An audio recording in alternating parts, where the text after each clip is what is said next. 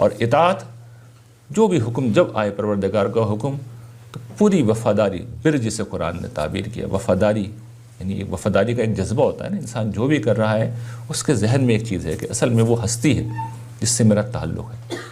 تو نمک حلال کرنے کی جو ایک نفسیات ہماری محاورہ بولا جاتا ہے، آدمی خدا کا کھاتا ہے۔ یہ جاگیرداروں کے زمانے کا محاورہ ہے، نمک حلال کرنا، کہ جاگیردار کا نمک کھا لیا۔ پرانے زمانے میں آپ کو شاید پتہ ہو کہ سیلری ہی لوگوں کو، فوجیوں کو نمک کی صورت میں دی جاتی تھی۔ نمک کی بھی ایک تاریخ ہے، خیر میں موضوع سے ہٹ جاؤں گا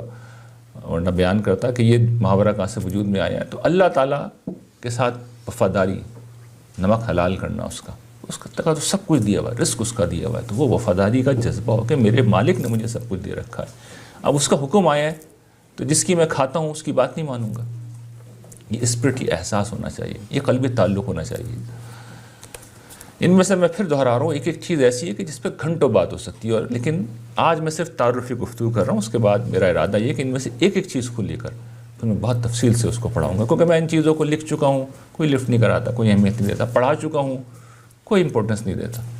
اور اب مجھے انڈیویجلی ایک ایک چیز کو لے کے باقاعدہ موضوع بنانا پڑ رہا ہے، اور میں بتاؤں گا آخر میں اس کی وجہ کیا ہے۔